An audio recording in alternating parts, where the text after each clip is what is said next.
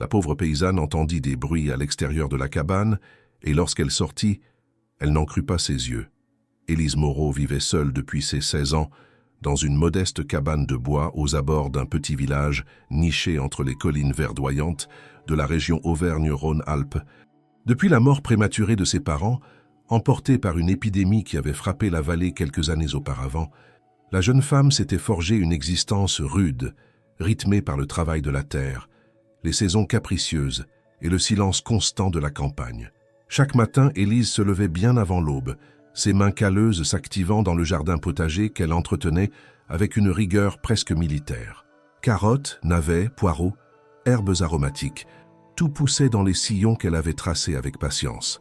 Elle transformait une partie de sa récolte en confitures, soupes et compotes, qu'elle allait vendre au marché du village chaque samedi matin, tenant un petit étal en retrait discrète et poli, mais toujours seule. Sa cabane était rudimentaire. Un poêle à bois pour chauffer l'unique pièce principale, une petite table, un lit de paille renforcé, une armoire bancale et quelques étagères où s'alignaient bocaux, livres usés et outils de couture. Le toit grinçait souvent sous le vent, mais Élise s'y sentait chez elle. Elle n'avait jamais vraiment connu autre chose et ne s'en plaignait pas. Les habitants du village la respectaient à distance.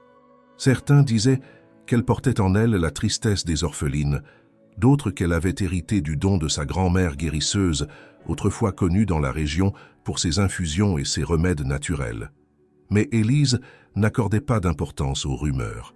Elle se suffisait à elle-même, trouvant un certain apaisement dans la solitude. Ce soir-là, l'automne avait enveloppé la vallée d'un froid pénétrant.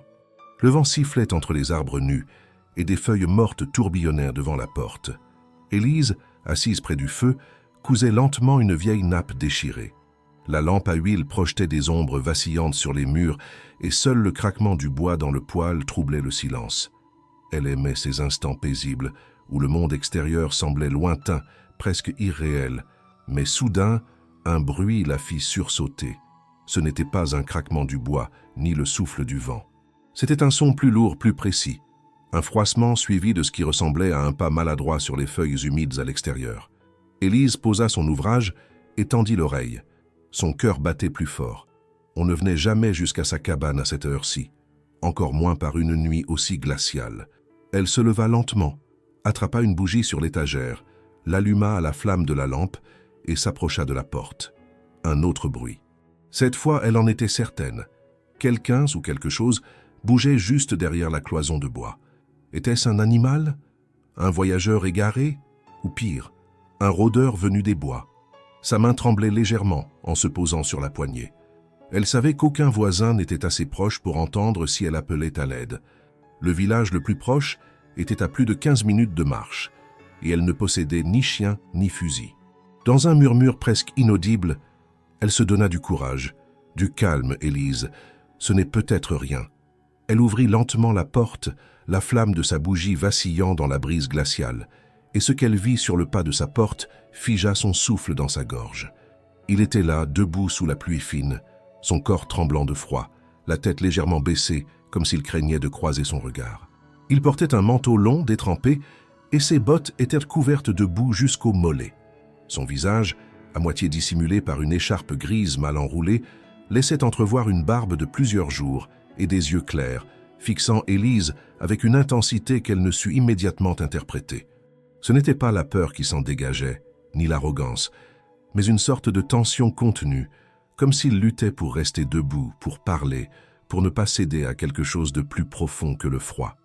Il toussa, une toux rauque et sèche, puis fit un pas hésitant vers la lumière qui émanait de la cabane. « Je suis désolé », murmura-t-il dans un français impeccable, mais avec une voix cassée. « Je ne voulais pas vous effrayer. J'ai perdu mon chemin. Je marchais depuis des heures dans la forêt. Pourriez-vous me laisser entrer, juste cette nuit ?» Élise resta un instant figée. Elle n'avait pas peur au sens strict, mais son instinct lui criait de se méfier. Personne ne passait par ces bois à cette heure, encore moins dans cet état.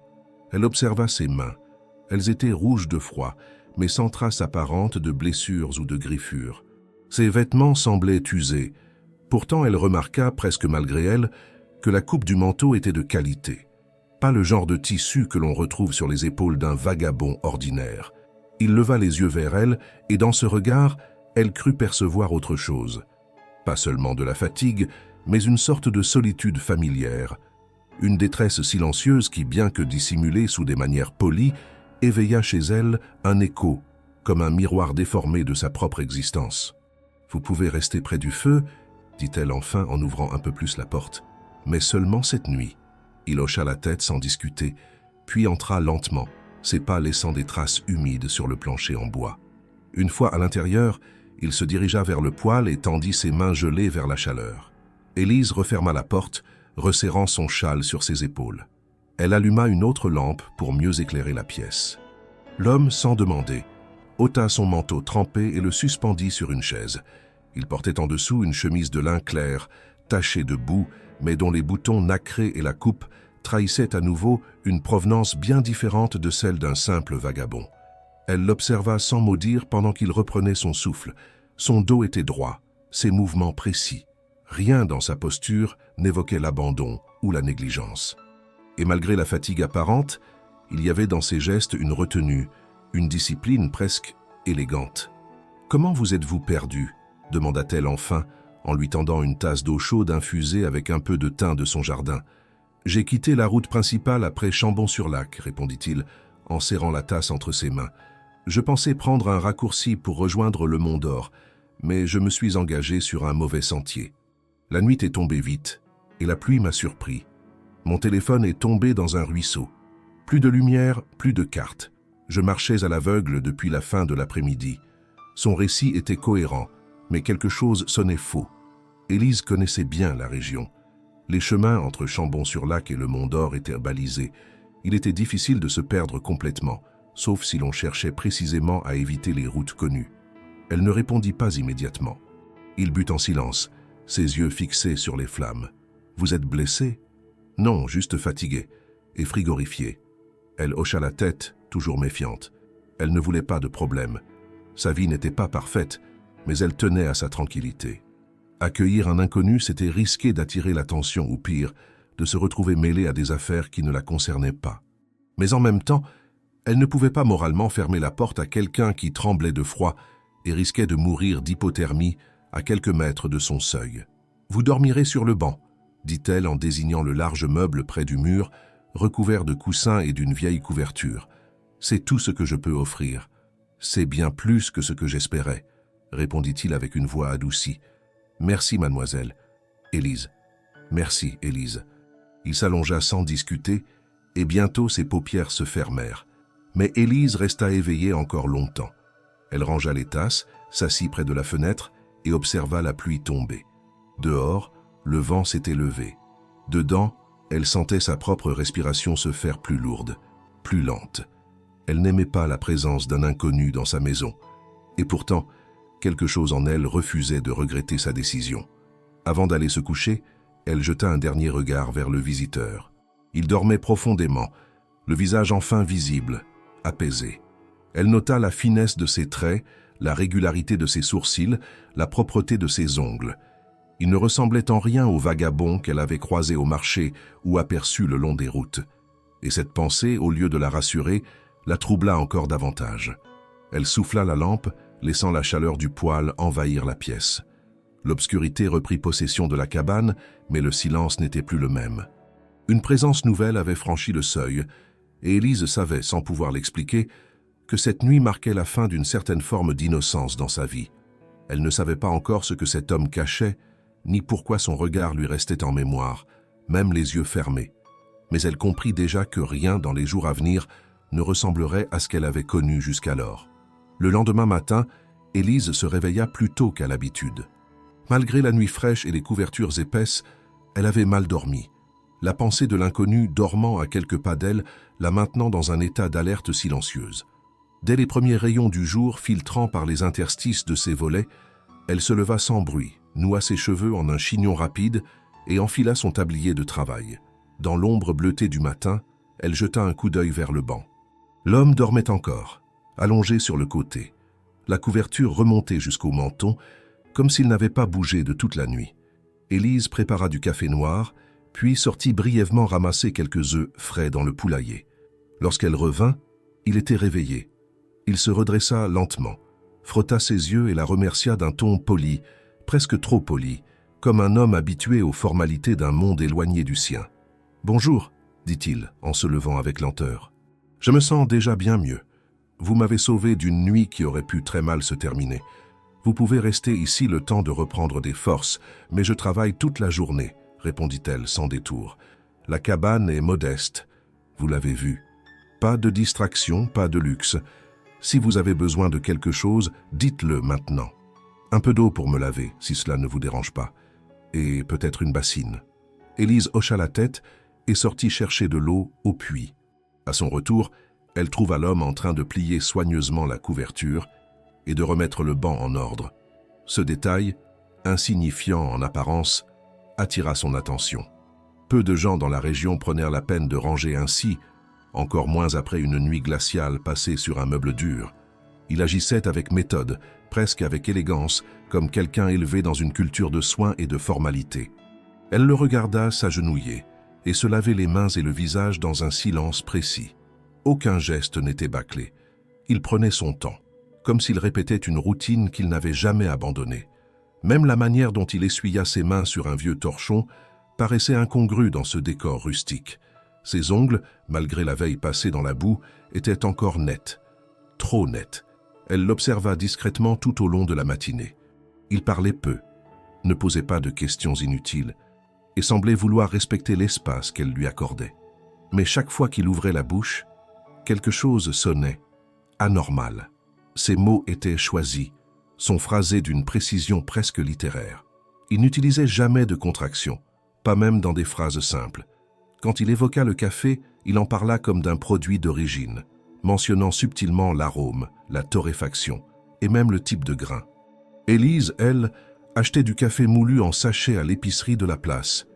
Elle n'avait jamais réfléchi à la provenance de ces produits, encore moins au vocabulaire qui les accompagnait. Et pourtant, cet homme semblait y accorder une importance étrange pour quelqu'un censé être perdu dans les bois depuis des heures. Lorsqu'elle prépara un peu de pain avec du fromage de chèvre pour le déjeuner, il remercia en notant la qualité du lait et le type de pâte. Il semblait aussi reconnaître le couteau qu'elle utilisait, mentionnant le nom d'un artisan coutelier de Thiers, une ville voisine réputée pour ses lames. « Vous vous y connaissez en coutellerie ?» demanda-t-elle, un sourcil légèrement relevé. « Mon père collectionnait les couteaux », répondit-il après une courte hésitation. « J'ai grandi entouré de ces objets. » Élise acquiesça, mais ne crut pas une seconde que son père, s'il avait été un simple ouvrier ou artisan, aurait eu les moyens de constituer une collection d'objets aussi coûteux. Elle se retint de pousser la question, mais dans sa tête, les incohérences s'accumulaient. L'après-midi avançait, et Élise continua son travail habituel dans le potager. L'homme proposa de l'aider, et elle accepta, ne serait-ce que pour l'observer davantage. Il s'avéra volontaire, mais inexpérimenté. Il ne reconnaissait pas certaines herbes, plantait les semis avec trop de force ou pas assez de profondeur. Pourtant, il apprenait vite et faisait preuve de patience. Mais ce fut encore une fois son langage qui le trahit. Lorsqu'elle lui demanda de transporter une caisse de pommes de terre, il utilisa le mot tubercule, puis ajouta un commentaire sur les variétés mentionnant des noms latins qu'elle n'avait jamais entendus. Cela ne correspondait pas à un homme des bois, ni même à un promeneur perdu. Cela ressemblait à un homme éduqué, cultivé, et très loin de ce qu'il prétendait être. Ce fut à la tombée du jour qu'Élise en eut la confirmation. Tandis qu'elle rangeait ses bocaux dans l'armoire, elle laissa tomber un couvercle qui roula sous la table. L'homme, qui lisait un vieux livre en silence depuis 1 heure, se pencha, le ramassa et le lui tendit. Dans ce geste simple, elle vit ses mains, propres, trop propres, les ongles bien taillés, sans aucune trace de terre, malgré la journée passée dans le jardin. Ses doigts portèrent même de fines marques circulaires, comme celles laissées par des bijoux enlevés récemment. Élise prit le couvercle sans un mot, mais une tension nouvelle s'installa dans la pièce. Elle le remercia puis s'éloigna pour dissimuler son trouble. Ce n'était pas seulement un homme cultivé. C'était un homme habitué à un monde de précision, de luxe et probablement de pouvoir. Le soir venu, elle prépara une soupe simple. Ils mangèrent dans un silence partagé, ponctué de quelques mots sur la météo ou les récoltes à venir. Elle avait décidé de ne plus le questionner, pas encore. Il finirait bien par se contredire, ou parler trop. Et ce jour-là, elle serait prête. Lorsqu'il se coucha de nouveau sur le banc, il la remercia encore une fois. Cette fois, cependant, elle remarqua un changement dans sa voix. Une légère fatigue, comme un homme qui commence à se rendre compte que son déguisement s'effrite. Elle éteignit les lampes et s'installa dans son lit. Mais dans le noir, ses pensées tournaient sans repos. Qui était vraiment cet homme? Pourquoi un inconnu aussi raffiné errait-il dans les bois d'une région isolée, vêtu d'un manteau sale mais taillé sur mesure, capable de reconnaître un vin ou un fromage à l'odeur, parlant comme un diplomate, dormant comme un fugitif? Élise ne trouvait pas les réponses. Mais elle savait que le moment viendrait où elle devrait choisir, le confronter ou rester dans l'ignorance. Et dans cette ignorance-là, elle sentait plus que jamais que le danger n'était pas dehors, mais assis à quelques mètres d'elle, sous son propre toit. 2 jours passèrent dans une routine étrange. Élise continuait de vaquer à ses tâches, mais sa vigilance était constante. L'homme, toujours poli et discret, n'élevait jamais la voix, ne posait pas de questions indiscrètes et semblait faire tout son possible pour ne pas déranger. Il se levait tôt, aidait lorsqu'elle le lui permettait, mangeait peu et lisait beaucoup. Les livres qu'elle possédait étaient pour la plupart des ouvrages pratiques ou quelques récits anciens de la région, mais il s'y intéressait avec une attention qui lui semblait excessive. Il les lisait rapidement, comme quelqu'un habitué à l'analyse, et parfois il faisait de petites remarques que seul un esprit éduqué aurait pu formuler. Le 3e matin, Élise profita d'un moment où il était parti couper du bois derrière la cabane pour aérer la pièce et ranger. Le banc avait été soigneusement remis en ordre, comme chaque jour, et l'homme avait posé sa besace à côté du mur, légèrement entr'ouverte. Au début, elle n'avait pas l'intention d'y toucher. Ce n'était pas dans ses habitudes de fouiller dans les affaires d'un autre, encore moins de quelqu'un qu'elle hébergeait. Mais un détail l'attira. Le coin d'un carnet de cuir rigide, visiblement ancien, dépassait de la poche principale. Elle hésita quelques secondes, puis céda à sa curiosité. Elle s'approcha, tendit la main et sortit lentement le carnet. Il était épais, solidement relié, et portait des initiales dorées sur la couverture. A, B. Ce fut la première secousse. Elle n'avait jamais entendu son prénom ni son nom. Depuis son arrivée, il avait évité toute présentation en règle. Ce simple détail confirma ce qu'elle soupçonnait. Il ne s'agissait pas d'un simple égaré. Elle ouvrit le carnet à une page au hasard, espérant ne tomber que sur des notes anodines. Mais dès les premières lignes, ses doutes se renforcèrent. Les pages étaient remplies de textes rédigés tantôt en français, tantôt en anglais. Les 2 langues étaient écrites avec une précision impressionnante, sans faute, avec un vocabulaire technique. Il ne s'agissait pas de journal intime ni de simples pensées vagues. Les notes parlèrent de réunions stratégiques, investissements à risque, fonds bloqués et révision d'actifs. Elle lut un passage entier où il était question d'une réunion à Londres avec un certain monsieur Caro, lié à un groupe bancaire européen. Un autre évoquait une transaction annulée à Zurich. Plusieurs noms de sociétés revenaient régulièrement, dont certaines qu'elle avait déjà entendues dans les journaux économiques, que le pharmacien du village laissait traîner parfois. Elle tourna quelques pages de plus. D'autres annotations faisaient état de litiges juridiques, de clauses de confidentialité et même d'une note manuscrite mentionnant un risque de compromission par X, trahison probable, vigilance extrême recommandée. Cette dernière phrase la fit frissonner. Elle se demanda si le X était un prénom ou une simple initiale pour désigner quelqu'un à éviter. Quoi qu'il en soit, le contenu du carnet ne correspondait en rien au profil de l'homme qu'il prétendait être. Elle referma brusquement le carnet lorsqu'elle entendit le craquement d'une branche dehors.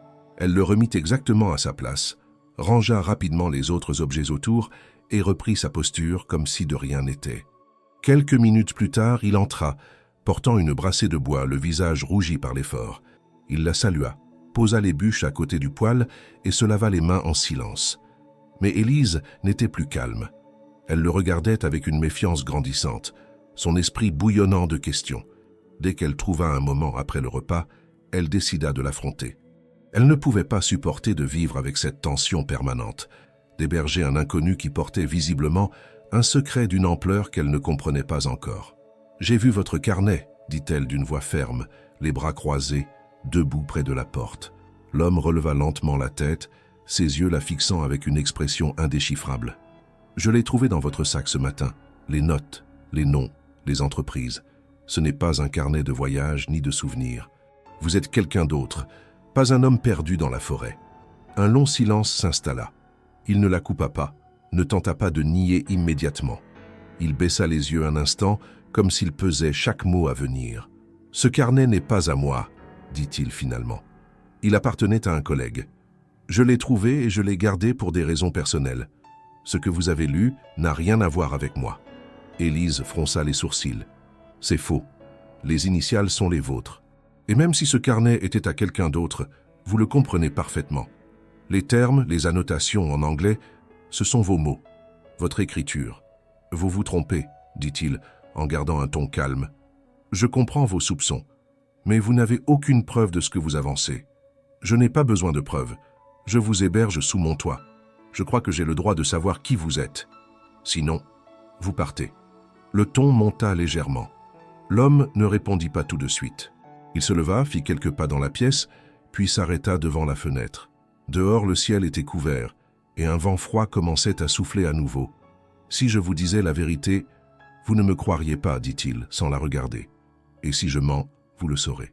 Alors essayez. Dites-moi ce que vous faites ici, et pourquoi ce carnet parle de réunions bancaires et de trahison. » Il se retourna lentement. Cette fois, son visage avait changé. Ce n'était plus celui d'un homme cherchant à masquer quelque chose. C'était un mélange de fatigue, de résignation et d'une tension nouvelle. « Très bien, » répondit-il. « Mais vous devez me promettre de m'écouter jusqu'au bout. Je ne suis pas ce que vous croyez. Et si vous me livrez aux autorités sans comprendre le contexte, je ne sortirai jamais vivant de cette affaire. » Élise ne bougea pas. Elle ne répondit pas immédiatement. Il venait de confirmer qu'il fuyait quelque chose de sérieux. Mais elle décida de ne pas reculer.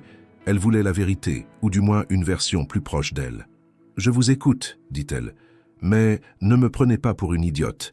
Si je sens que vous mentez, je vous conduis moi-même au poste de gendarmerie du village. »« Très bien, » répéta-t-il, « je vous dirai ce que je peux. » Ce fut à ce moment précis qu'Élise comprit que sa cabane n'était plus seulement un abri passager pour un homme perdu.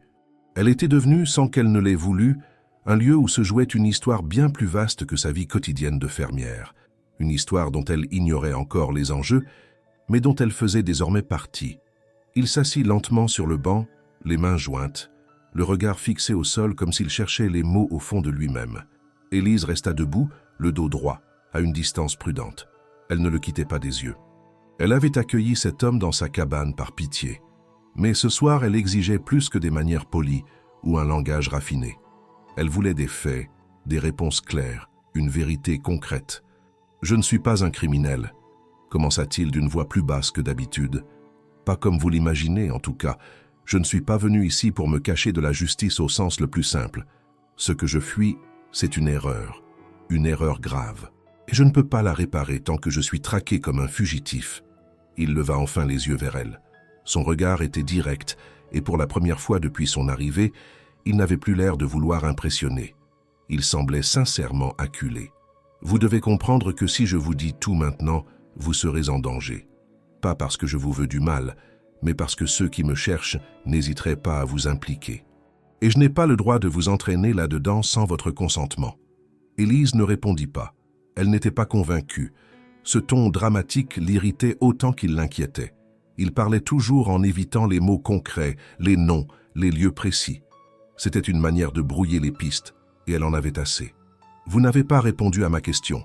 Ce carnet, c'est le vôtre, et les notes qui s'y trouvent, ce ne sont pas des fables. Elle parle d'investissement, de manipulation financière, de rendez-vous dans des villes que vous n'osez même pas nommer. Vous fuyez quelque chose de bien réel. Vous êtes recherché, n'est-ce pas ?» Il serra les mâchoires, puis se leva. Il semblait sur le point de sortir, mais au lieu de cela, il fit quelques pas dans la pièce, puis s'arrêta près de l'étagère où étaient rangés les pots de confiture. « Oui, je suis recherché, » dit-il, « mais pas pour ce que j'ai fait, pour ce qu'on m'accuse d'avoir fait. Ce n'est pas la même chose. Vous connaissez la différence. » Élise fronça les sourcils. Il jouait avec les mots. « Encore. Et que vous reproche-t-on » Il se tourna vers elle. L'ombre de la lampe projetait des reflets durs sur son visage. « On m'accuse de fraude bancaire, de détournement de fonds, de manipulation de comptes, et de dissimulation de documents confidentiels. Elle recula d'un pas, presque involontairement. C'est donc vrai. Vous êtes lié à ce monde-là, celui dont parlent les journaux. Les scandales, les hommes d'affaires arrêtés en pleine nuit, les procès à huis clos. Et vous êtes venu vous cacher ici, chez moi. Il hocha lentement la tête. Je ne suis pas venu ici par hasard. Mais je ne vous connaissais pas, Élise. Je cherchais un endroit isolé, loin des routes, sans surveillance. Je suis tombé sur votre cabane au moment où je pensais dormir dehors, dans la forêt. J'étais au bout de mes forces. Et je vous jure que je n'avais pas prévu de rester. Mais vous êtes resté, parce que vous m'avez laissé entrer, parce que vous n'avez pas posé de questions tout de suite, parce que vous m'avez offert du feu, de l'eau, un toit, et que je n'avais rien d'autre. Le silence retomba. Élise sentit sa colère se mêler à une forme de confusion. Il parlait bien, trop bien. Chaque phrase semblait calibrée, comme si elle avait été répétée. Mais elle reconnaissait aussi dans son ton une fatigue réelle, une tension qui ne venait pas seulement de la peur d'être pris. Il portait quelque chose sur les épaules, un poids qui dépassait la simple fuite. Et maintenant, que comptez-vous faire? Il reprit sa marche dans la pièce lentement, les mains dans le dos. Je ne peux pas me rendre. Pas tant que je n'ai pas réuni les preuves de ma version. Il y a des documents, des échanges de mails, des transferts, des signatures falsifiées. Tout est là, mais ils sont cachés, et je dois attendre le bon moment pour les récupérer. Si je me rends maintenant, ces preuves disparaîtront, et moi avec. Et vous croyez que je vais vous aider à rester caché? Il s'arrêta net, la regarda. Non, je ne vous le demande pas, mais je vous demande de ne pas me trahir. Pas encore. Laissez-moi quelques jours, je vous en supplie. Élise sentit une résistance intérieure céder. Elle ne savait pas si c'était de la pitié, de la compassion, ou simplement la peur de ce que provoquerait un appel aux gendarmes. Mais elle hocha lentement la tête. Vous avez 3 jours, pas un de plus, et pas un mensonge de plus non plus. Si je découvre que vous me manipulez, je vous dénonce moi-même. Il s'inclina légèrement, comme pour la remercier. Mais elle ne partageait pas son calme retrouvé. Au contraire, un nœud se formait dans sa gorge. Elle venait de faire un choix, et ce choix liait désormais son destin à celui d'un homme accusé de crimes graves. Que ces accusations soient fondées ou non, elle venait de franchir une ligne. Elle alla se coucher sans un mot de plus. Dans le lit, elle resta longtemps éveillée, les yeux fixés sur le plafond sombre. Les paroles de l'homme tournaient en boucle dans sa tête. Fraude bancaire, détournement de fonds, documents falsifiés. Et maintenant, elle savait qu'en le gardant ici, elle risquait bien plus que des rumeurs de village. Elle risquait la complicité, l'humiliation publique, voire pire. Mais ce qui la dérangeait le plus n'était pas la peur de ce que les autres diraient. C'était cette part d'elle-même qui croyait encore qu'il disait vrai. Cette intuition persistante qu'il fuyait quelque chose de réel, d'injuste, une erreur. Peut-être, elle aurait voulu pouvoir haïr cet homme, ou au moins s'en méfier avec froideur. Mais au fond d'elle, il y avait un doute plus lourd que tout le reste. Et dans ce doute, elle pressentait que les jours à venir ne feraient qu'alourdir le poids de sa décision. Le lendemain, Élise se leva avec un poids nouveau sur la poitrine. Elle avait passé la nuit entière à revoir les mots du visiteur dans sa tête, et rien n'avait su dissiper le malaise.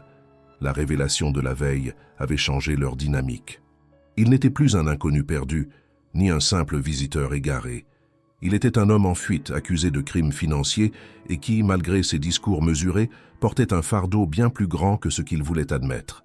À présent, chaque geste, chaque regard, chaque silence entre eux portait cette tension silencieuse.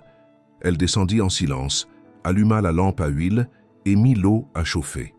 Il n'était pas encore réveillé. Le banc était vide, mais son manteau était toujours là.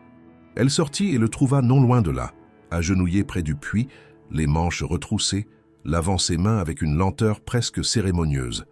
Lorsqu'il l'aperçut, il ne dit rien immédiatement. Il se contenta de la saluer d'un signe de tête, comme s'ils étaient 2 collègues de ferme qui partagèrent le même terrain sans s'encombrer de paroles inutiles. Ils déjeunèrent sans parler. Élise n'avait plus envie de poser des questions qui l'éviteraient.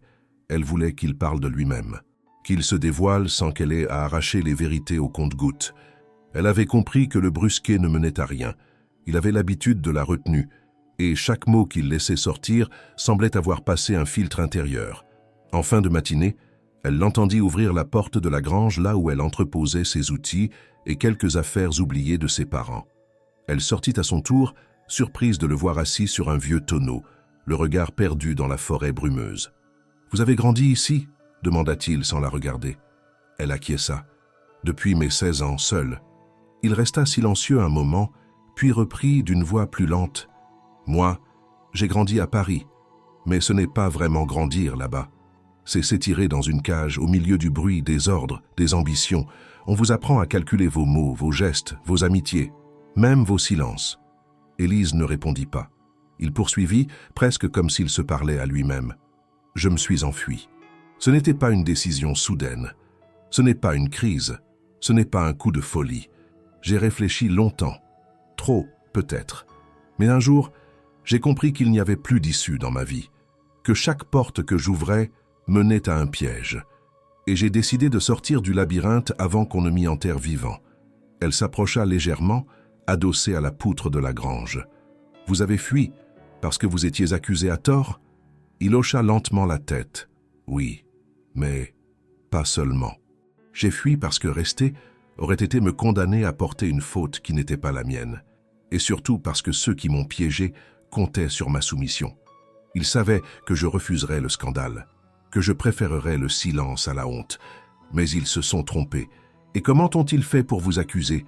Vous avez des preuves de votre innocence ?»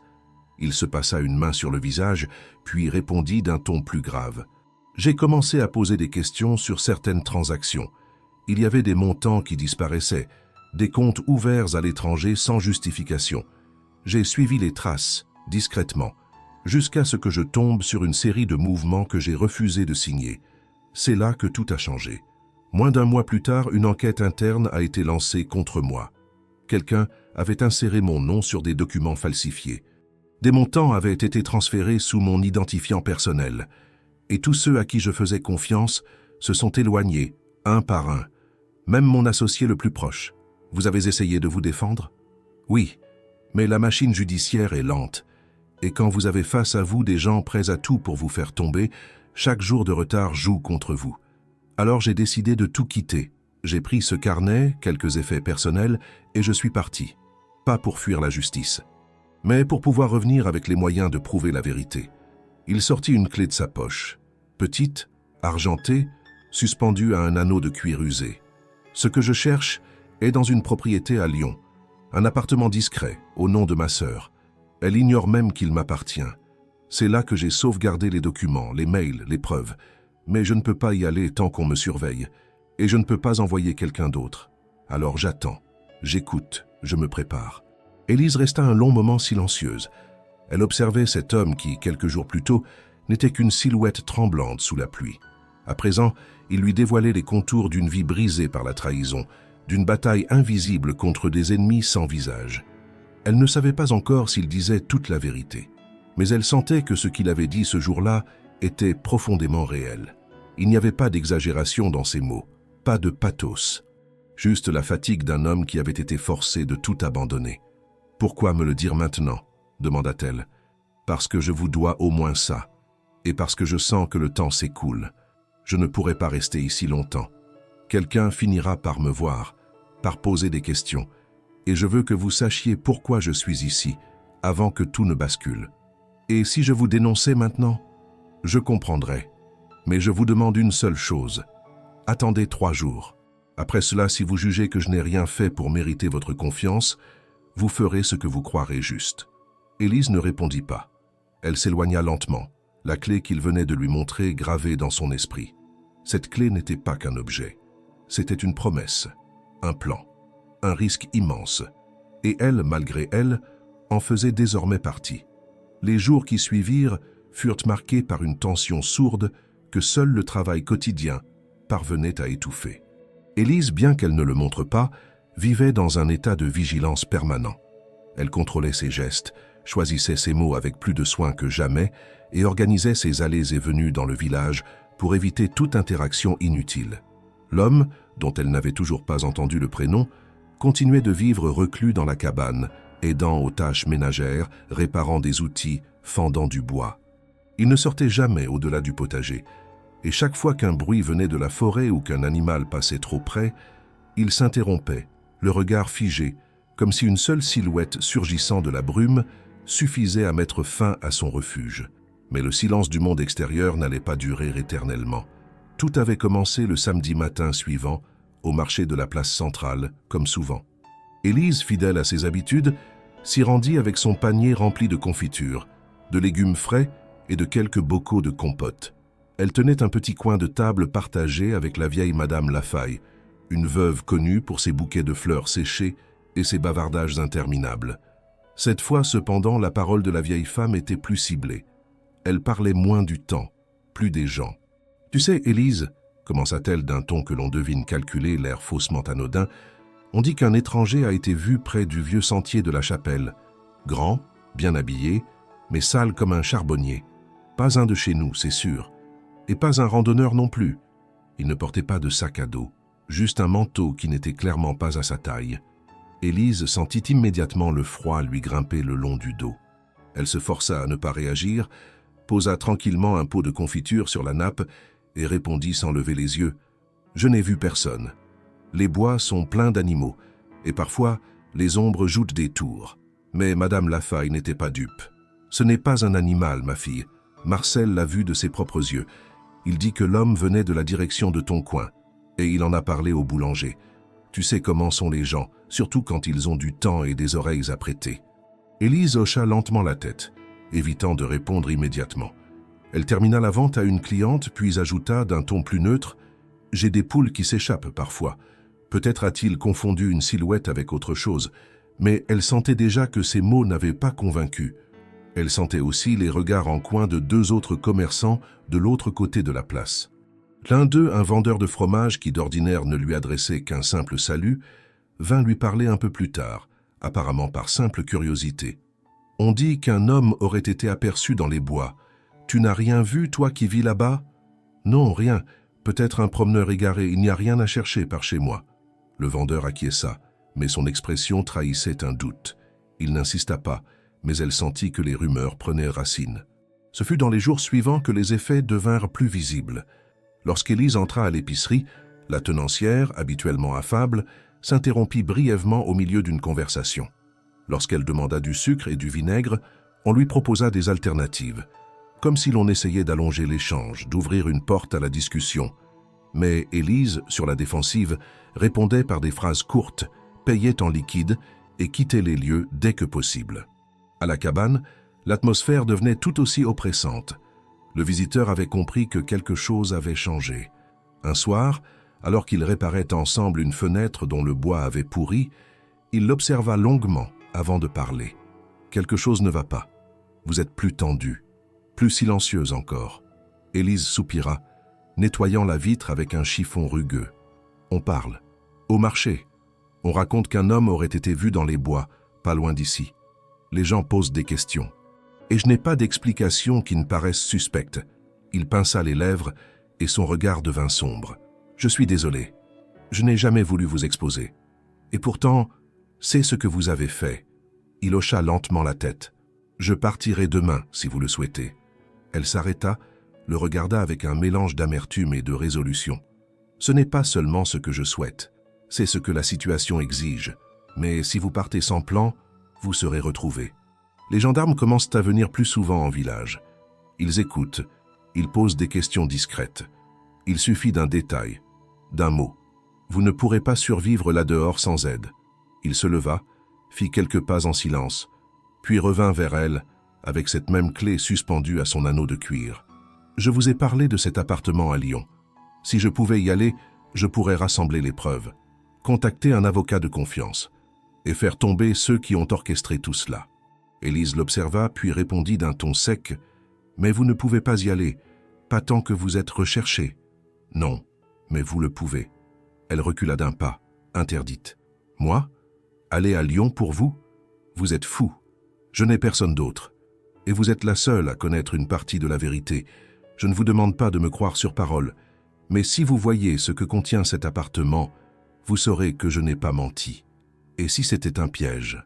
Et si c'était vous le manipulateur ? » Il leva les mains comme s'il acceptait le doute. « Je ne vous force à rien, Mais le temps joue contre moi, et contre vous aussi. Car si je suis découvert ici, vous serez impliqués. » Élise resta de longues minutes silencieuse. Elle savait que la situation devenait intenable. Les regards, les soupçons, les voix basses qui se taisaient à son passage. Elle sentait que le village tout entier était en train de tourner ses antennes dans sa direction. Et elle savait aussi qu'elle devait choisir. Ou bien elle le livrait et se débarrassait d'un fardeau dangereux, ou bien elle s'engageait plus loin encore dans une histoire dont elle ne contrôlait pas les conséquences. Mais une chose était sûre, le calme de sa vie d'avant avait disparu. Et plus personne dans la vallée ne la regardait désormais comme une simple fille des champs. Le lendemain matin, le silence dans la cabane était plus lourd qu'à l'ordinaire. Élise s'était levée avant l'aube comme à son habitude, mais cette fois sans allumer la lampe ni allumer le feu. Elle avait besoin d'un moment seul, sans regard posé sur elle, sans voix qui lui rappelle les derniers événements. Assise près de la porte entr'ouverte, elle observait la brume s'étirer entre les arbres, laissant paraître les premiers contours du jardin. Tout était calme dehors, mais à l'intérieur, une tempête de décision l'agitait. Elle avait à peine dormi. Les mots de la veille résonnèrent dans sa tête avec une clarté douloureuse. Aller à Lyon, entrer dans un appartement inconnu, ouvrir un espace appartenant à un homme qu'elle connaissait à peine et qui lui demandait sa confiance sans pouvoir lui garantir qu'il la méritait. Elle entendit ses pas dans la pièce à côté, reconnaissant déjà son rythme, prudent, silencieux, presque trop discipliné pour un homme en fuite. Il entra dans la cuisine sans parler, mais cette fois, c'est lui qui brisa le silence en premier. « Il est temps que je vous dise mon vrai nom. » Élise se retourna lentement. Il tenait dans ses mains une chemise froissée qu'il avait récupérée dans son sac. Elle le fixait immobile, les bras croisés. « Je vous écoute. » Il s'assit, les épaules tendues, le regard droit. « Alexandre. Alexandre Beaumont. » Elle resta un moment figée. Ce nom ne lui était pas inconnu. Pas parce qu'elle avait déjà rencontré quelqu'un qui le portait, mais parce qu'elle l'avait lu, entendu, dans un journal oublié à l'épicerie, dans une discussion entre deux hommes à la foire du printemps dernier. Beaumont, famille d'industriels influents, propriétaire de plusieurs entreprises de transport et de logistique, présente dans plusieurs régions de France. Un nom lourd, riche, un nom qui appartenait à ceux qui ne disparaissent pas sans faire de bruit. « Vous êtes ce Beaumont ? Celui dont on a parlé il y a quelques mois dans une affaire de faillite maquillée et de fraude à grande échelle. » Il hocha lentement la tête. « Oui, celui-là. Et vous pensez vraiment que je vais vous croire maintenant ?» Il se pencha légèrement vers elle, sans agressivité, mais avec une intensité nouvelle. « Je ne vous demande pas de croire un nom. Je vous demande de croire ce que vous avez vu. Depuis que je suis ici, je ne vous ai pas menti sur ce que je suis devenu. Je vous ai caché d'où je venais, oui, mais vous saviez déjà que je n'étais pas ce que je prétendais être. Ce que je vous dis aujourd'hui, c'est que je suis Alexandre Beaumont, héritier de l'Empire Beaumont, et que tout ce que je possédais m'a été volé par un homme en qui j'avais placé toute ma confiance. » Élise inspira lentement. Elle sentait que cette vérité-là, même si elle était difficile à accepter, correspondait enfin à ce que son instinct lui hurlait depuis le premier soir. Rien dans les gestes de cet homme ne ressemblait à ceux d'un marginal. Son éducation, sa posture, sa connaissance des objets les plus anodins, son silence même, tout indiquait qu'il venait d'un monde structuré, hiérarchisé, exigeant, et surtout qu'il avait été élevé dans un cadre où la responsabilité et l'apparence comptaient plus que tout. Qui est cet homme? Celui qui vous aurait trahi? Marc Delattre, mon associé, mon ami d'enfance. Il a intégré l'entreprise à l'âge de 24 ans, après des études à HEC. Il m'a toujours suivi dans mes décisions et moi dans les siennes. Nous avions un projet d'expansion, une stratégie ambitieuse de diversification des services. Mais en réalité, il utilisait notre ambition pour détourner des fonds. Petit à petit, il a transféré de l'argent vers des entités contrôlées par des hommes de paille. Quand j'ai commencé à poser des questions, il a inversé la charge. Il a fait croire que c'était moi qui manipulais les comptes. Il avait déjà préparé les documents, les preuves montées de toutes pièces. Il avait le temps, les contacts et surtout, il avait mon entière confiance. Et vous n'avez pas eu le courage de l'affronter. J'ai voulu le faire, mais je me suis vite retrouvé isolé. Il avait infiltré nos avocats, nos cadres, même une partie de notre conseil d'administration. À la moindre tentative de défense, je me heurtais à des portes closes. Et la presse a été alimentée dès les premières heures. Tout était orchestré pour que je sois celui qui tombe. Lui, il restait dans l'ombre, propre, calme, prêt à me remplacer. Élise ne répondit pas tout de suite. Elle regardait cet homme, cet Alexandre, avec un mélange de méfiance persistante et de compassion involontaire. Il avait l'air fatigué, mais pas brisé. Il portait en lui quelque chose de plus grand que la peur, une volonté, celle de rétablir une vérité qui lui avait été arrachée. « Et vos proches, votre famille, ils ne vous ont pas soutenu ?»« Mon père est mort il y a 6 ans. Ma mère vit à l'étranger. J'ai une sœur, mais elle est trop jeune et je ne veux pas l'impliquer. Tous les autres m'ont tourné le dos, certains par peur, d'autres par intérêt. Mon nom est devenu un poison, et ceux qui m'étaient fidèles ont disparu comme s'ils n'avaient jamais existé. » Il se leva, marcha lentement vers la fenêtre, regardant au loin les lignes pâles du paysage d'hiver. « Je n'ai plus rien, Élise. Pas d'argent, pas d'alliés, pas de légitimité.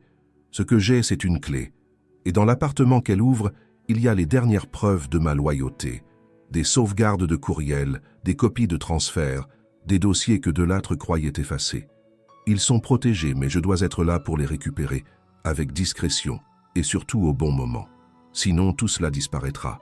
Et avec cela, la dernière chance que j'ai de reprendre ma place. » « Reprendre votre place ? Vous voulez revenir dans ce monde qui vous a trahi ?» Il se retourna vers elle, le regard clair, ferme. « Non, mais je veux que la vérité soit dite. Je veux que Delattre tombe. Je veux que ceux qui ont profité de mon silence paient pour ce qu'ils ont fait. Et je veux pouvoir marcher dans la rue sans que mon nom soit associé à un scandale inventé. » Elle s'approcha de lui, les bras croisés. « Et vous croyez que ce sera possible, même avec des preuves ? Peut-être pas. Mais je dois essayer. Et si vous m'aidez à atteindre cet appartement, je pourrai le faire, pas pour moi, pour rétablir un minimum de justice. » Élise baissa les yeux. Elle n'avait jamais rêvé de justice, ni de grande cause. Sa vie se résumait à survivre, à planter, à vendre ses bocaux. Mais ce jour-là, dans cette cabane qui sentait encore le bois mouillé et le linge séché au feu, elle comprit que son quotidien venait d'être irréversiblement lié à une histoire qui dépassait toutes les limites de sa petite vie de villageoise. Elle ne dit pas encore oui, mais elle ne dit pas non. Et dans son silence, Alexandre sut qu'il avait encore une chance. Les jours suivants s'écoulèrent dans une tension feutrée, rythmée par les regards échangés et les silences lourds de signification. Élise, désormais porteuse du nom de celui qu'elle hébergeait, n'ignorait plus rien de la gravité de la situation. Chaque pas, chaque mot, chaque aller-retour jusqu'au village prenait un poids qu'elle n'avait jamais connu auparavant. Et Alexandre, maintenant démasqué mais étrangement plus calme, s'était mis à parler davantage. Non pas pour convaincre, mais pour préparer. Car à mesure que les heures passaient, la certitude qu'ils devaient agir s'imposait à eux comme une évidence. Ce fut un soir, après un repas rapide, alors que la pluie fine martelait le toit, qu'il sortit d'un recoin de sa besace un épais dossier, soigneusement protégé dans une housse plastifiée. Il le posa sur la table, entre eux deux, et le regarda longuement avant de parler. « Ce que contient ce dossier est la base de mon plan pour récupérer mon nom. Pas ma fortune, pas ma position, mon nom. Le reste ne m'intéresse plus. » Élise ouvrit prudemment la chemise. À l'intérieur, elle découvrit des documents bancaires, des correspondances internes imprimées, des relevés codés, des captures d'écran de comptes offshore et même des échanges de courriels entre différents membres de la direction de l'entreprise. À chaque page tournée, elle sentait la mécanique se révéler. C'était plus qu'un simple dossier de défense. C'était une carte précise d'un système pensé pour effacer Alexandre. Ces documents, je les ai récupérés avant ma fuite. Je savais que quelque chose clochait. Certains courriels ont été effacés des serveurs, mais j'en avais fait des copies locales. Les comptes liés à Delattre sont connectés à des entités fictives, toutes domiciliées à l'étranger. Il utilise des prête-noms, mais plusieurs erreurs ont été commises. Des transferts réalisés les jours où il était supposé être en réunion à Paris, alors qu'en vérité, il était à Genève. Des signatures qui ne correspondent pas parfaitement. Et surtout, des contradictions entre les déclarations fiscales et les mouvements bancaires. Élise n'était pas experte, mais même elle pouvait voir que les incohérences s'accumulaient. Elle ne connaissait pas les détails du monde financier, mais elle comprenait la logique du mensonge. Et ici, tout sentait l'artifice mal dissimulé. Et l'appartement ? Celui dont vous avez parlé, il contient plus de documents comme ceux-là ? Beaucoup plus. J'y ai stocké 2 disques durs avec les sauvegardes complètes de mes échanges professionnels, ainsi qu'un coffre contenant des originaux. Le tout est bien caché. L'appartement appartient légalement à ma sœur, mais personne ne sait que j'en ai l'usage. C'est un point mort dans le système. Aucun lien officiel, c'est ma dernière ressource.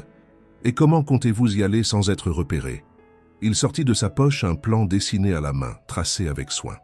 Des itinéraires y figuraient, des horaires, des points de contrôle. Il avait calculé les trajets, les temps de passage, les lignes secondaires de train et les correspondances peu fréquentées. Je ne peux pas me déplacer seul. Mon visage est connu. Même s'il ne figure pas sur les avis de recherche publics, il a circulé dans les milieux économiques et dans certaines rédactions. En revanche, vous êtes invisible à leurs yeux. Une jeune femme de la campagne. Sans antécédents, sans lien, sans réseau, vous pouvez vous déplacer librement. Personne ne vous suspectera. Élise referma le dossier, les mains légèrement tremblantes. Et vous attendez de moi que je parte seul à Lyon, que je récupère les disques et les documents, et que je revienne ici comme si de rien n'était? Non, je ne veux pas que vous reveniez ici. Je veux que vous alliez à Lyon, que vous preniez ces éléments, et que vous les remettiez à l'homme que je vais vous indiquer. Un ancien avocat d'affaires, à présent à la retraite. Il habite non loin de la Croix-Rousse. Il me connaît, mais il n'est lié à aucun des réseaux corrompus. Il peut porter le dossier devant les autorités compétentes sans déclencher immédiatement une alerte. Il saura à qui s'adresser pour que cela reste discret mais efficace. Vous comprenez ce que vous me demandez, Alexandre? Oui, je vous expose à un risque. Et je le fais parce que vous êtes la seule personne à m'avoir tendu la main sans rien attendre en retour. Je n'abuserai pas de votre confiance. Si vous refusez, je comprendrai. Mais si vous acceptez, je vous jure que vous ferez basculer cette affaire. Et que, quoi qu'il advienne, je vous protégerai. Elle le fixa longuement. Il y avait dans sa voix une force que l'on ne trouve que chez ceux qui ont déjà tout perdu. Il ne cherchait pas à l'émouvoir, ni à la convaincre par la pitié. Il posait les faits, avec la rigueur de celui qui a vu la trahison détruire tout ce qu'il avait construit. Le lendemain matin, ils passèrent des heures à répéter les étapes. Elle devrait prendre un car jusqu'à Clermont-Ferrand, puis un train régional vers Lyon. Dans la gare, elle devrait passer par une sortie secondaire, prendre un taxi jusqu'à l'adresse, entrer dans l'immeuble en utilisant un code que seul Alexandre connaissait et récupérer le contenu caché derrière une cloison amovible dissimulée dans une vieille armoire métallique. Le tout ne devait pas lui prendre plus de 2 heures. Et si quelqu'un m'attend là-bas? Personne ne sait que cet endroit existe et personne ne vous connaît. Mais si, par malheur, quelque chose tourne mal, vous ne devez pas revenir ici. Vous partez. Vous vous réfugiez chez la personne dont je vous ai parlé. Il saura quoi faire. Elle ne répondit pas tout de suite. Elle savait qu'elle s'apprêtait à franchir une ligne qui ne permettait aucun retour. Elle avait toujours évité les conflits, les choix extrêmes. Mais cette fois, il n'était plus question de confort. Il s'agissait de vérité. Et peut-être, en agissant, de retrouver aussi une part d'elle-même longtemps oubliée. Le soir venu, elle fit ses bagages discrètement. Quelques vêtements simples, ses papiers d'identité, un peu d'argent qu'elle gardait pour les urgences. Elle glissa le plan d'Alexandre dans une chemise entre 2 livres et dissimula le tout dans un sac de toile. Lorsqu'elle revint dans la pièce principale, il l'attendait debout, près de la porte. « Merci, Élise. Vous ne savez pas ce que cela représente pour moi. » Elle le regarda avec gravité. « Ce n'est pas pour vous que je fais ça. C'est parce que je ne peux pas rester à ne rien faire, alors que je sais ce qui se passe. » Il hocha la tête. Ils ne s'étreignirent pas. Aucun geste affectueux, pas de promesse, juste un accord silencieux entre 2 êtres que le hasard avait réunis dans une cabane au bout d'un chemin oublié, et qui, désormais, jouaient une partie bien plus grande qu'eux. Le jour du départ approchait. Élise avait fixé la date sans l'annoncer au village, prétextant vouloir visiter une vieille tante malade dans une commune voisine. Elle évitait les regards curieux, se faisait plus discrète encore que d'ordinaire, et limitait ses passages sur la place. Chaque détail de l'itinéraire avait été mémorisé. Les horaires, les codes d'entrée, l'ordre dans lequel elle devrait récupérer les documents, les phrases à prononcer devant l'avocat à Lyon. Tout était réglé. Alexandre passait ses journées à affiner les moindres étapes, vérifiant les plans, simulant des réponses, anticipant des imprévus. Pourtant, ce qu'il n'avait pas prévu arriva sans crier gare. C'était un mardi après-midi, à peine 2 jours avant le départ. Le ciel était bas, couvert d'un gris uniforme qui annonçait de la pluie. Élise avait passé la matinée à fendre du bois tandis qu'Alexandre nettoyait les outils de jardinage. Aucun mot n'avait été échangé au sujet du voyage depuis la veille. Le silence était devenu leur mode de communication par défaut, clair, utile, sans perte d'énergie. Mais à 14 heures passées, alors qu'Élise sortait pour récupérer un panier d'œufs, elle aperçut au bout du sentier qui menait à la route principale une silhouette inhabituelle, un uniforme, un gendarme. Elle se figea. Son souffle se coupa une demi-seconde. L'homme avançait lentement, accompagné d'un autre, plus jeune. Tous deux portaient des vestes bleu marine et des bottes de marche. Rien de menaçant à première vue. Ils ne couraient pas, ne criaient pas, ne brandissaient pas d'armes. Mais leur simple présence brisait le fragile équilibre que la cabane abritait depuis plusieurs semaines. Elle reposa le panier, inspira profondément et marcha à leur rencontre. Elle n'avait pas le temps d'aller prévenir Alexandre. La seule chose à faire était de les intercepter avant qu'ils n'arrivent trop près de la cabane. « Bonjour, messieurs, je peux vous aider ?» Le plus âgé des deux prit la parole avec une courtoisie polie, presque administrative. « Bonjour, mademoiselle Moreau. Rien d'alarmant. Nous faisons une tournée de routine dans les hameaux isolés. La préfecture souhaite s'assurer que tout le monde a accès à l'information concernant une enquête en cours. Des vérifications sont faites sur toute la région. » Élise força un sourire, maîtrisant la tension dans sa gorge. « Une enquête? Quel genre d'enquête ?» Le plus jeune prit un dossier dans son sac et le lui tendit. Il s'agit d'un individu recherché, un homme entre 30 et 40 ans, probablement en fuite. Il aurait quitté Paris après avoir été impliqué dans une affaire financière. Il aurait été vu dans les environs il y a une dizaine de jours. Elle lut le document rapidement. La description était vague, aucun nom n'était mentionné, aucune photo, mais elle savait pertinemment que cela concernait Alexandre. Il n'y avait aucun doute possible. « Et vous croyez qu'il pourrait être passé par ici ? Ce n'est pas exactement un lieu de passage. Justement, il pourrait chercher à se cacher dans un endroit discret. Certains habitants ont signalé des mouvements inhabituels, des bruits, des traces dans les bois. » Des traces? Oui, près du sentier de la Chapelle. Et il paraît qu'un homme a été aperçu au marché de Saint-Amand-Roche-Savine. Bien habillé mais sale, comportement étrange. Cela a suffi pour relancer la recherche dans la zone. Elle savait que le signalement provenait probablement de quelqu'un du village. Peut-être le boulanger. Il l'avait regardé avec trop d'insistance lors de son dernier passage. Un simple regard de travers pouvait suffire pour alimenter la machine à soupçons. « Je n'ai rien vu », dit-elle en rendant le dossier. « Personne n'est passé par ici, en tout cas, pas à ma connaissance. Est-ce que nous pouvons jeter un œil à votre propriété ? Rien de formel, juste un contrôle rapide. Le capitaine souhaite que tout soit couvert. » Elle hésita. Dire non aurait été suspect. Dire oui risquait de tout faire tomber. « Bien sûr, » répondit-elle après un bref silence. « Suivez-moi. » Elle guida les deux hommes vers la cabane, priant intérieurement pour qu'Alexandre ait eu le réflexe de se cacher dès qu'il avait perçu leur présence. Il n'y avait pas beaucoup d'options. Soit il se dissimulait sous le plancher, derrière la cloison du garde-manger, soit il s'était échappé par l'arrière et s'était enfoncé dans les bois. Elle ouvrit la porte d'un geste naturel, les laissant entrer les premiers. Comme vous pouvez le voir, c'est modeste. Une pièce principale, une petite remise à l'arrière, et le grenier est vide. Les gendarmes commencèrent à fouiller. Ils ouvrirent les placards, tapèrent contre les murs, soulevèrent la couverture sur le banc. L'un d'eux entra même dans le cellier, où elle conservait les bocaux de compote. Chaque pas résonnait dans son crâne comme un coup de marteau. « Vous vivez seul ici ?»« Oui, depuis la mort de mes parents. »« Aucun visiteur ? Amis, cousins, clients de passage ? » ?»« Personne. Je vends mes produits au marché, c'est tout. » Ils la remercièrent, prirent quelques notes et quittèrent la maison sans rien dire de plus. Mais avant de partir, l'un d'eux se retourna vers elle. « On reviendra d'ici quelques jours au cas où.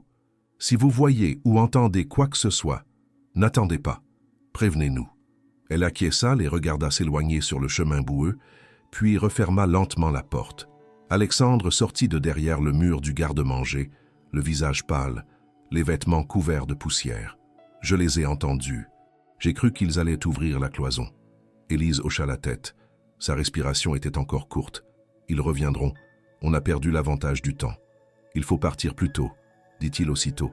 « Demain matin, avant l'aube. »« D'accord, je me préparerai. » Elle le regarda avec une gravité nouvelle.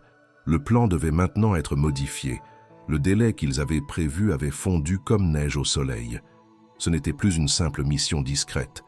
C'était une course contre la montre. Et toute erreur, toute hésitation pouvait les mener droit dans un piège. Le jour suivant se leva sous un ciel d'un gris uniforme, sans vent ni chant d'oiseaux. Un calme inquiétant régnait sur les abords de la forêt, comme si même la nature retenait son souffle. Élise n'avait presque pas dormi. Elle s'était couchée tard, les nerfs tendus, l'estomac noué par l'angoisse et les préparatifs. Alexandre, de son côté, avait passé la majeure partie de la nuit à réorganiser les documents, vérifier les détails du trajet, griffonner des notes sur un carnet de poche. À 5 heures du matin, alors que le soleil ne s'était pas encore levé, ils étaient prêts à partir. Mais ce matin-là, un imprévu changea le cours de leur plan. À peine Élise avait-elle ouvert la porte qu'elle aperçut une silhouette sur le sentier. Une carrure large, immobile, plantée comme une statue à une trentaine de mètres. Un homme. Il ne portait pas d'uniforme, mais son attitude n'avait rien de naturel. Il ne marchait pas. Il attendait. Elle reconnut tout de suite Augustin, le boulanger du village. Depuis plusieurs semaines, elle avait remarqué ses regards insistants, ses questions déguisées lorsqu'il lui tendait sa monnaie, ou lui demandait comment elle allait toute seule là-haut. Augustin était un homme rugueux, sans subtilité, qui n'avait jamais caché son mépris pour ceux qui, selon lui, cherchaient à vivre en dehors du monde. Élise savait qu'il ne l'aimait pas vraiment, et encore moins depuis qu'elle avait poliment décliné plusieurs de ses avances mal déguisées, 2 hivers plus tôt. Lorsqu'elle le vit là, figé sur le sentier, son cœur se serra. Ce n'était pas une simple coïncidence. Il n'était pas venu pour du pain ou pour discuter. Il observait, et probablement pas pour la première fois. Elle recula lentement, refermant partiellement la porte. Alexandre, assis à la table, leva les yeux vers elle sans parler. Elle n'eut pas besoin d'expliquer. Il comprit aussitôt. « Il faut partir maintenant », murmura-t-elle. « Est-ce qu'il est seul ?» « Pour l'instant, oui, mais s'il a parlé aux gendarmes, ils ne sont pas loin. » Alexandre se leva rapidement, prit son sac, vérifia que la clé de l'appartement et le plan étaient bien en place, puis lança un dernier regard à la cabane. « Par derrière, dit-elle, le sentier du ruisseau. Il est moins visible. » Ils sortirent sans bruit, refermant la porte sans la verrouiller, et descendirent discrètement par l'arrière, longeant les rangées de légumes en silence. Mais à peine avaient-ils atteint la lisière du bois qu'un bruit les figea. Une voiture, puis une deuxième. Des portières qui claquent, des voix, des pas lourds sur les feuilles mortes. Le piège était refermé. Alexandre se retourna, cherchant une issue dans le fouillis des arbres. Élise, le cœur battant, sentit une main se poser sur son épaule. Elle se retourna violemment, mais ce n'était qu'un gendarme, l'air plus surpris qu'agressif. « Mademoiselle Moreau? Vous êtes bien Élise Moreau ?»« Oui, » dit-elle, la voix tendue. « Nous avons reçu une information selon laquelle un individu recherché pourrait se trouver sur votre propriété. Nous devons procéder à une vérification immédiate. » Derrière elle, Alexandre s'était déjà écarté, les mains levées, le visage calme. « Je suis là, » dit-il simplement. Pas besoin de violence. 3 gendarmes s'avancèrent, armes à la ceinture mais non dégainés. Ils encerclèrent Alexandre sans brutalité, mais avec une précision froide. L'un d'eux lut ses droits, pendant que les 2 autres vérifiaient son identité. Élise ne dit rien. Elle restait droite, les bras le long du corps, incapable de détacher les yeux de la scène qui se jouait devant elle. C'est à ce moment que la silhouette d'Augustin réapparut, cette fois accompagnée d'un 4e gendarme. Il s'approcha d'Élise, l'air faussement désolé. « J'ai rien contre vous, Élise, mais on ne peut pas se permettre de couvrir des gens comme ça. Il a une sale réputation. Et puis vous êtes jeune, vous savez pas dans quoi vous vous embarquez avec ce genre de type. » Elle ne répondit pas. Sa mâchoire était serrée, son regard figé sur lui, comme si elle cherchait à le transpercer de silence. L'homme haussa les épaules, puis tourna les talons, satisfait de son rôle. Les gendarmes conduisirent Alexandre vers la voiture. Avant de monter, il se retourna une dernière fois vers elle. Dans ses yeux, elle lut une certitude. Il ne lui faisait aucun reproche, aucun regret, juste un message silencieux. « Continue. » Elle comprit à cet instant qu'il lui faisait entièrement confiance, que malgré la trahison, le plan n'était pas fini. Il avait prévu cette possibilité. Il avait intégré l'échec à sa stratégie. Et maintenant, tout dépendait d'elle. Une fois les voitures parties, Elle retourna seule à la cabane. Les gendarmes avaient fouillé l'intérieur, déplacé les meubles, ouvert les tiroirs. Mais ils n'avaient pas trouvé le carnet, ni le double des documents, ni le plan détaillé soigneusement dissimulé sous les planches du plancher, dans une cavité que seul Alexandre connaissait. Elle s'assit sur le banc, le dossier sur les genoux, et comprit que la mission ne s'arrêtait pas là, que sa tâche, loin de s'achever, venait seulement de commencer, et qu'en trahissant Alexandre, Augustin venait de la pousser à aller jusqu'au bout, non par vengeance, mais parce que maintenant, c'était aussi son combat. Dès que la dernière voiture disparut au détour du sentier, avalée par le silence pesant de la forêt, Élise se leva. Elle ne resta pas une minute de plus assise sur ce banc où, pendant des semaines, elle avait vu Alexandre dormir, lire, réfléchir. Elle savait ce qu'elle avait à faire. Il n'y aurait pas de retour en arrière. Le plan qu'ils avaient tracé ensemble n'était plus un projet hypothétique ni une précaution en cas d'extrême nécessité. Il était désormais le seul chemin possible. Elle retourna à l'intérieur de la cabane, ferma toutes les fenêtres et verrouilla la porte, non pour se protéger, mais pour s'assurer que personne d'autre ne viendrait fouiller une seconde fois. Puis, à genoux sur le sol, elle écarta le tapis usé, dévissa 2 lattes du plancher avec le couteau que son père utilisait autrefois pour tailler les piquets du jardin et retira la boîte dissimulée dans la cavité en dessous. À l'intérieur, tout était encore là. Le carnet en cuir, les copies des documents qu'Alexandre avait collectés, le plan détaillé de l'itinéraire vers Lyon, la photo d'un certain maître Delorme, ancien avocat d'affaires reconverti en conseiller juridique indépendant, et la clé argentée marquée d'un discret B gravé sur l'extrémité. Rien n'avait été touché. Les gendarmes, pourtant minutieux, n'avaient pas pensé à vérifier sous le plancher. Elle replaça les lattes, remit le tapis et prépara son sac. Pas de vêtements superflus, juste l'essentiel. Elle glissa les documents dans une chemise rigide, rangea le carnet dans une poche intérieure et vérifia que la clé était bien fixée à l'anneau de cuir qu'elle porterait autour du cou, caché sous son pull. En moins d'1 heure, tout était prêt. Elle enfila un manteau sombre, une écharpe épaisse, et sortit à pied prenant le petit sentier qui contournait les collines vers l'est, loin des routes fréquentées. Elle marcha sans s'arrêter jusqu'à l'arrêt de car régional, situé à 6 km, près de la station-service désaffectée. C'était un endroit oublié que seuls les habitants les plus âgés utilisaient encore. Le car mettait presque 2 heures à rejoindre Clermont-Ferrand, en passant par des hameaux isolés. Idéal pour quelqu'un qui voulait voyager sans attirer l'attention. Pendant le trajet, elle ne parla à personne. Les rares passagers étaient des retraités, des femmes avec des sacs de provisions, un adolescent qui écoutait de la musique avec des écouteurs bon marché. Personne ne la regarda 2 fois. Personne ne remarqua que sous son sac usé se trouvaient des documents qui pouvaient ruiner une des figures les plus respectées du monde économique français. À Clermont-Ferrand, elle changea de bus. Cette fois, direction Lyon. Elle avait acheté son billet en espèces 2 jours plus tôt, prévoyante. Lorsqu'elle monta dans le véhicule, elle choisit une place côté couloir, à l'arrière, et garda ses affaires sur les genoux. Elle ne dormit pas. Trop de pensées l'envahissaient, et surtout, elle répétait mentalement chaque étape de ce qui l'attendait à l'arrivée. Lyon apparut en fin d'après-midi, baigné dans une lumière terne. Le ciel était bas, presque métallique. Elle descendit discrètement, se mêla à la foule et prit un taxi comme prévu. Elle indiqua l'adresse écrite sur le papier qu'Alexandre lui avait donné. L'immeuble se trouvait dans le quartier de la Croix-Rousse, dans une rue calme bordée de platanes dénudés. Une façade grise, sans enseigne, sans concierge, sans caméra, parfaitement anonyme. Elle entra le code au clavier situé près de la porte. Un déclic se fit entendre. Elle poussa le battant, monta 2 étages à pied et arriva devant une porte simple sans numéro visible. La clé entra parfaitement dans la serrure. Elle ouvrit, referma derrière elle et attendit 1 minute, immobile, pour s'assurer que personne ne l'avait suivie. L'appartement était minuscule, une seule pièce meublée avec une table, 2 chaises, une étagère remplie de dossiers et un lit plié contre le mur. Aucun signe de vie récente. Elle se dirigea vers l'armoire métallique, comme indiqué. Elle ôta les chemises pendues à l'intérieur, tâta le fond et sentit la cloison amovible. Un léger appui sur le coin supérieur droit et le panneau céda. Derrière, dans un compartiment étroit, se trouvait une pochette noire, un disque dur portable, une clé USB et plusieurs enveloppes fermées. Elle prit le tout, remit la cloison en place et quitta l'appartement sans traîner. En bas, elle ne prit pas le même taxi.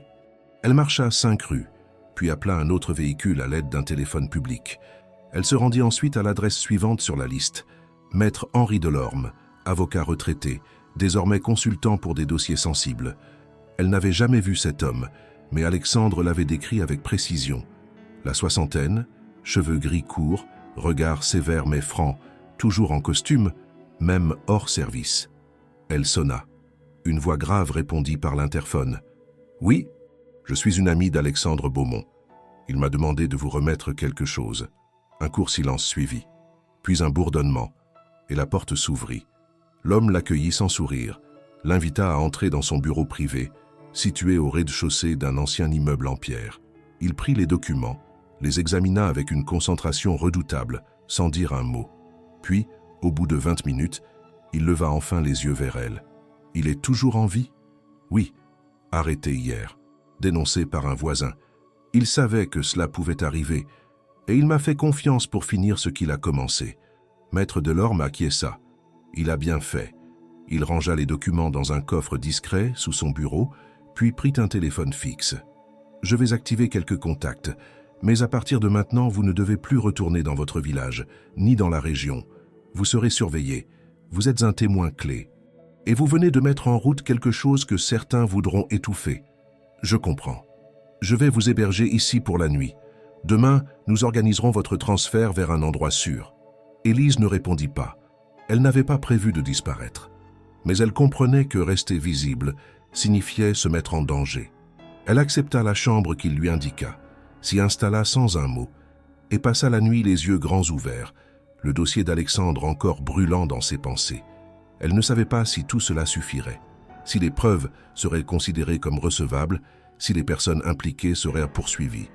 Mais elle savait qu'elle avait accompli sa part, et que quoi qu'il advienne, elle ne le regrettait pas. 6 mois s'étaient écoulés depuis cette nuit, où Élise avait quitté la cabane à l'aube, avec un sac sur le dos et une mission qu'elle n'avait jamais imaginé devoir accomplir.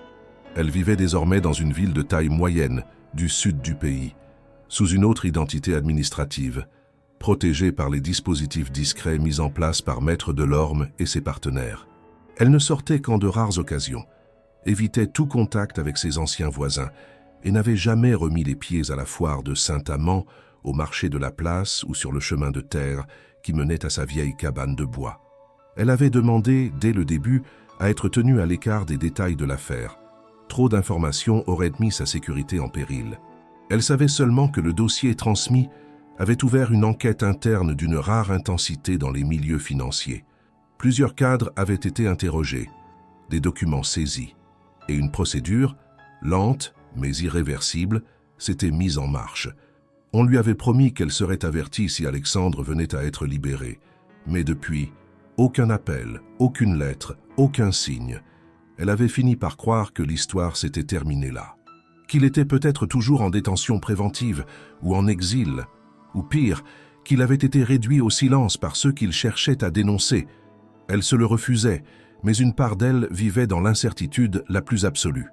Ce matin-là, elle était assise dans la petite cuisine de son appartement, en train de couper quelques légumes pour une soupe, lorsque la sonnerie de l'interphone retentit. Elle sursauta. Elle n'attendait personne. Personne ne venait sans prévenir. Elle s'approcha de l'appareil méfiante. « Mademoiselle Moreau ?»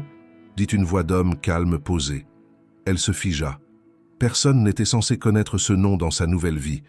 Personne ne devait l'utiliser. « Qui êtes-vous ? Ouvrez, je vous en prie. » Il n'avait pas répété son nom, pas insisté. Mais il y avait dans son ton quelque chose qu'elle reconnut immédiatement.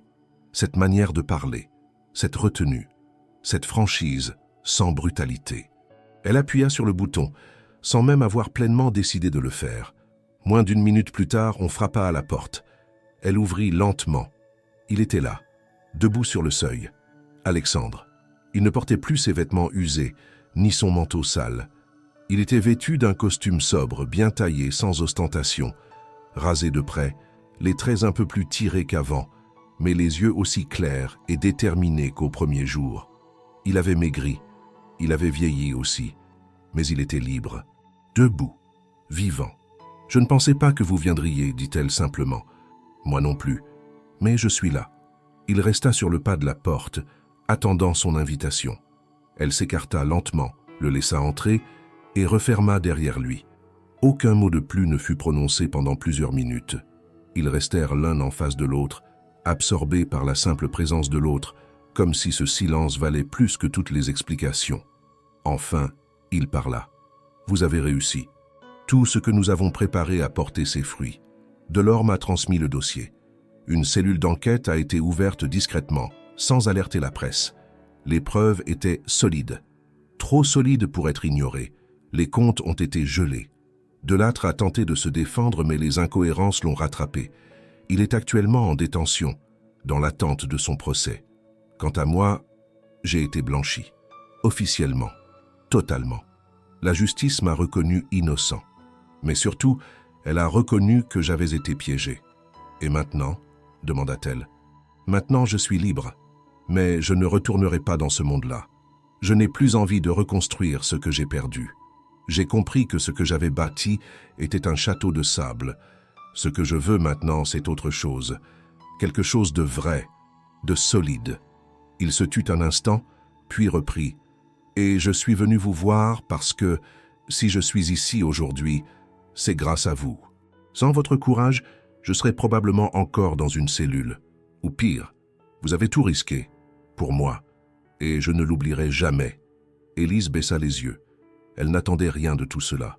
Pas de remerciement, pas de reconnaissance. Elle avait agi parce qu'il le fallait, parce qu'elle avait vu en lui une vérité que peu auraient accepté de croire, parce qu'elle refusait de détourner le regard quand il s'agissait de justice. « Je n'ai rien fait d'extraordinaire », murmura-t-elle. « Vous avez fait ce que personne n'avait osé faire. Vous m'avez cru, et vous avez agi. C'est plus que ce que j'aurais pu espérer de quiconque. » Il s'approcha lentement de la table, observa les légumes coupés, le couteau encore humide, le bol de soupe tiède.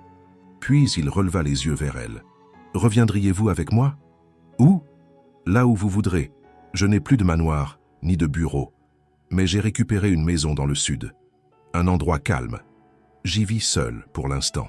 Je ne vous demande pas de décider aujourd'hui, mais je voulais que vous sachiez que vous y serez toujours la bienvenue. » Elle ne répondit pas tout de suite. Elle servit 2 bols de soupe, s'assit en face de lui, et ils mangèrent en silence. Il n'y avait rien à précipiter. Aucun besoin de combler l'espace par des promesses ou des projets. Lorsqu'il repartit, 2 heures plus tard, il lui laissa une adresse.